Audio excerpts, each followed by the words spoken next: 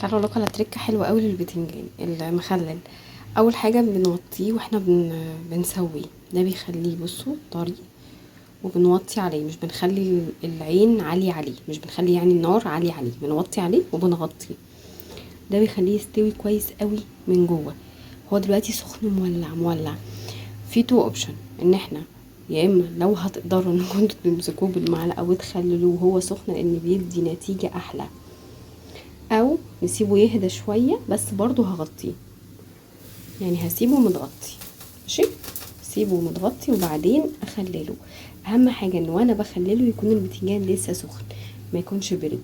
ده بيخلي المخلل او يعني التخليله دي اللي احنا عملناها الخلطه تدخل جوه البتنجان كده ايه وتتغلغل جواه.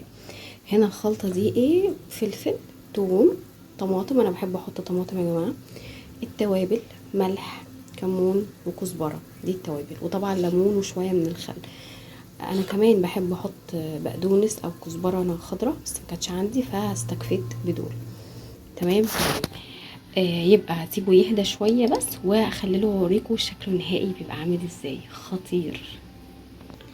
بصوا زي ما قلت لكم هو سخن، فانا بالمعلقه كده ايه هتعامل يعني واضغط كده برضو. الضغط ده بيخليها، بصوا بعمل ايه، بدخلها في كل حته في البتنجانيه كده بس.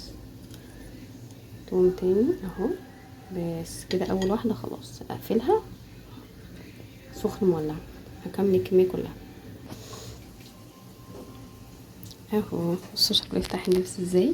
واغطيه بقى زي ما قلت لكم واسيبه لما بقى يبرد خالص، نحطه بقى في علبه ونحطه بقى في التلاجة. هو بس دي كانت تركه النهارده، يا رب تكون عجبتكم واشوفكم على خير الفيديو الجاي. باي باي.